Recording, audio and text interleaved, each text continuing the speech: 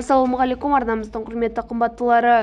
Қазақстандағы және әлемдегі болып жатқан ең соңғы жаңалықтарды алғашқылардың қатарында білгіңіз келсе, бейне астындағы лайк және подписать таңбаларын басып, біздің арнамызға жазылуды ұмытпаңыз. Егер сіз жазылған болсаңыз, онда біз бастадық. Назарбаевтар әулетінің ауыр күндері. Сара апамыздың денсаулығына не себепті нұқсан келді? Назарбаевтар әулетіне жақын жүретін дінтанушы әрі қоғам қайраткері Бейбіт Сапаралы көпшілік көзінен таса болған Сара Назарбаева туралы тың мәліметтермен бөлісті.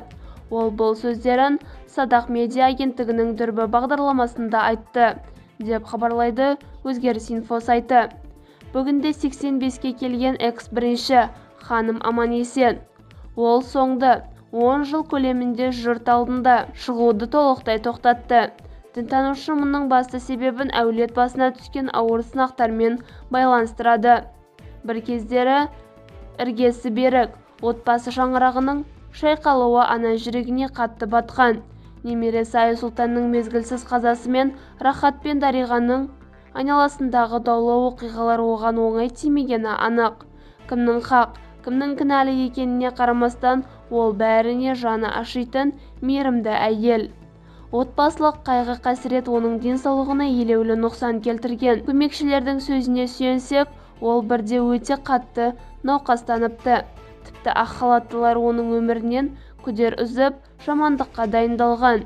Дәл осы қиын сәтте Нұрсұлтан Назарбаев арнайы ұшып келген науқастың жанында тапжылмай 3 күн отырған екен. Бейбіт Сапаралы бұл дертті кәдімгі ауру емес, рухани кесел деп бағалайды. Оған балаларының бұлыңғыр тағдыры мен әулеттің құлдырауы тікелей әсер еткен. Сонымен қатар дінтанушы ханымның сырқаттануына өзі сәнге айналдырған мұздай суға түсу дәстүрлі де себеп болғанына жасырмайды. Ол кезінде бұл іс-әрекетті қатаң сынап, сын пікірлері елбасының құлағына да жеткен екен. Алайда 90-шы жылдардың ортасында Сара Назарбаева бұл әдетті қызық көріп, оған жұбайында баулыған. Бұл істің діни астары мүлдем басқа. Тас төбеден суық су құю діндегі ғұсыл амалына жатпайды. Керісінше, тәнге кесел жинайды. Адам жаратушыдан шипа сұраудың орнына орыс немесе украин ұлтының ескі нанымдарына сүйенген. Спикер мұны тікелей шірк амалына теңеп отыр. Оның пікірінше, осындай қате сенімдерімен жиналған күнәлар ақыр соңында ауыр рухани дертке алып келген. Бізді бақылауды жалғастырыңыз.